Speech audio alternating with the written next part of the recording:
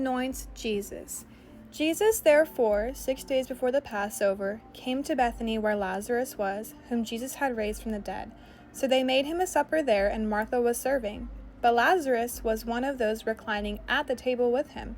Mary then took a pound of very costly perfume of pure nard, and anointed the feet of Jesus, and wiped his feet with her hair, and the house was filled with the fragrance of the perfume. But Judas Iscariot, one of his disciples, was one intending to betray him, said, "Why was this perfume not sold for 300 denarii and given to the poor people?" Now he said this not because he was concerned about the poor, but because he was a thief, and as he had the money box, he used to pilfer what was put into there. Therefore Jesus said, Let her alone, so that she may keep it for the day of my burial. For you always have the poor with you, but you do not always have me. The large crowd of the Jews then learned that he was there, and they came, not for Jesus' sake, but that they might also see Lazarus, whom he raised from the dead. But the chief priests planned to put Lazarus to death also, because on account of him many of the Jews were going away and were believing in Jesus. Jesus enters Jerusalem.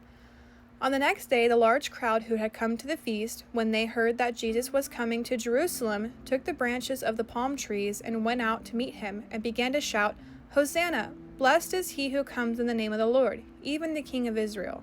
Jesus, finding a young donkey, sat on it, as it is written, Fear not, daughter of Zion, behold, your king is coming, seated on a donkey's colt. These things his disciples did not understand at first, but when Jesus was glorified, then they remembered that these things were written of him, and that they had done these things to him. So the people who were with him when he called Lazarus out of the tomb and raised him from the dead continued to testify about him. For this reason also the people went and met him, because they heard that he had performed this sign. So the Pharisees said to one another, You see that you are not doing any good. Look, the world has gone after him. Greeks seek Jesus.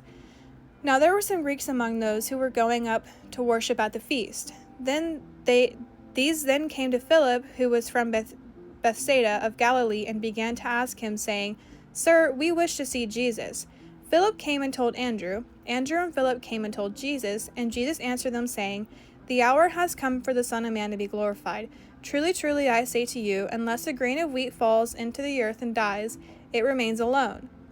But if it dies, it bears much fruit. He who loves his life loses it, and he who hates his life in this world will keep it, to life eternal. If anyone serves me, he must follow me, and where I am, there my servant will also be. If anyone serves me, the Father will honor him.